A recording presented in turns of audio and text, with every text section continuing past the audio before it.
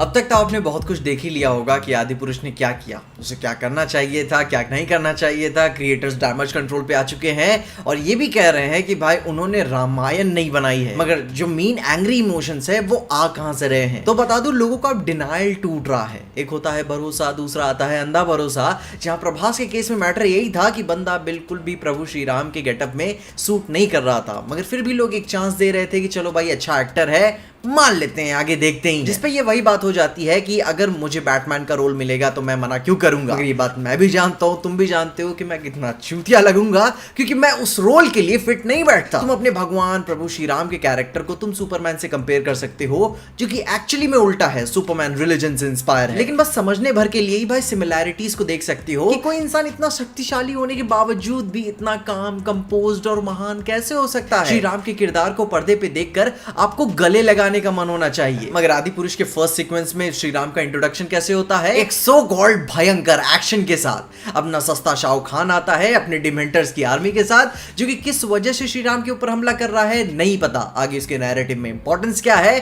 कुछ नहीं पता।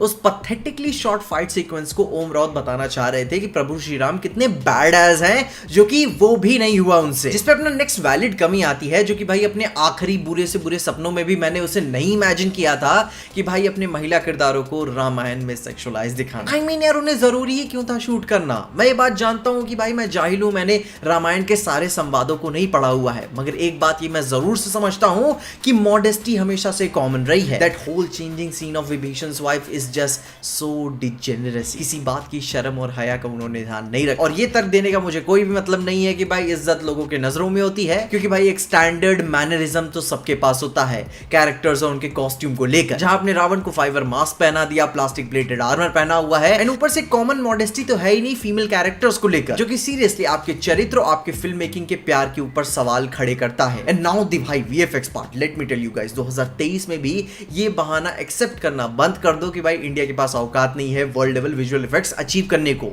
इंडिया भाई हॉलीवुड में दे रहा है तो इधर क्यों नहीं दे सकता? एंड इट्स जस्ट बैफलिंग कि भाई क्रिएटर्स इस कॉन्फिडेंस के साथ बोल रहे हैं कि काम हमने तो अच्छा किया है, ऑडियंस चूतिया है वो नहीं समझ पाए। जहां मैं तुम्हें कोई 200 मिलियन की मार्वल डीसी मूवीज का कोई एग्जांपल नहीं दूंगा, जहां कुछ टाइम पहले भाई यूट्यूब पे ही फैंस ने स्पाइडरमैन लोटस को एक नॉन प्रॉफिट मूवी बनाने की सोची है, जो कि अभी पूरी तरीके से रिलीज नहीं हुई है, मगर उसका ट्रेलर आ चुका है, जो कि काफी कंट्रोवर्सी में भी घिरा रहा। जहां उस मूवी को $1 लाख का क्राउड फंड किया गया था, जो कि करीबन इंडिया में 80 लाख रुपए से ऊपर आते हैं। जिसके वीएफएक्स टीम में पता है कितने लोग थे? 5, जिनमें से कितने तो बच्चे हैं। एंड आई डोंट थिंक कि उनका विजुअल इफेक्ट्स का बजट 10 लाख रुपए से भी ऊपर गया होगा, जहां उन्होंने में ऐसे विजुअल इफेक्ट्स दिए हैं फ्रॉम स्क्रैच। 2019 में भी भाई हेलबॉय सिर्फ 50 मिलियन बनी थी, यानी सिर्फ 350 करोड़ में, और उसका वीएफएक्स देख लो कितना रियलिस्टिक और कन्विंसिंग लगता है। हाल ही में Oscar winner Everything Everywhere All at Once सिर्फ 205 करोड़ में बनी थी, और उसके वीएफएक्स टीम में भी सिर्फ 5 लोग थे। जिससे पता है क्या फील होता है?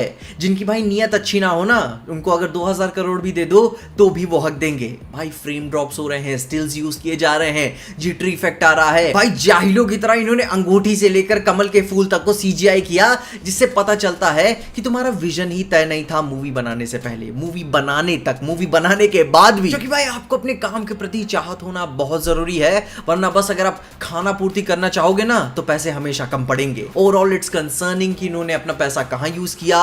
इवन प्रोडक्शन सीजीआई पर्सपेक्टिव से भी भाई खुद ही की सीजीआई कंपनी खोली और खुद ही में सारे पैसे दे दिए, क्योंकि इनका काम तो टूनपुर के सुपर हीरो से भी ज्यादा बेकार है। एंड जिस कन्विक्शन के साथ ये अपने काम को डिफेंड कर रहे हैं कि हमारे देश के कथावाचक उन शब्दों का इस्तेमाल करते हैं उन्हें समझाने के लिए, तो भाई वो कंप्लीटली अलग बात है जब आप उसे विजुअल पॉइंट से कंपेयर करते हो, जब आप किरदार के शूज में उतर के उसे समझने की कोशिश करते हो। क्योंकि वो जो डेरोगेटरी लैंग्वेज मेकर्स चेंज करने को प्रॉमिस कर रहे हैं, वो पावर बताई नहीं जाती, वो पावर दिखाई जाती है। क्योंकि तुम सब ये बात जानते हो कि पावर बताई नहीं दिखाई जाती है। खैर इन कंक्लूसिव दे फक्ड अप सीरियसली। वे मेहनत कर रहे हैं कि एटलीस्ट पिक्चर पैसे तो कमा ले, और आई थिंक वो कमा भी लेगी सिर्फ रामायण होने की वजह से। मगर इसके अलावा अब जो आने वाले 6 महीने होंगे उस टाइम पे पता चलेगा कि इवन कास्ट एंड क्रू भी पीछे से आवाज देना चालू कर देगी कि कहां पे क्या चीजें हो रही। खैर तब तक के लिए तुम अपने ओपिनियंस बताओ कि आदिपुरुष को लेकर और क्या चीजें हो रही हैं बाजार में, और क्या डिफेंड किया जा रहा है इसे। मगर भाई आगे जाने से पहले एक्सट्रैक्शन 2 मूवी भी आ चुकी है, जिसके लिए मेरी इस वाली वीडियो मैंने सारी चीजें कवर की है,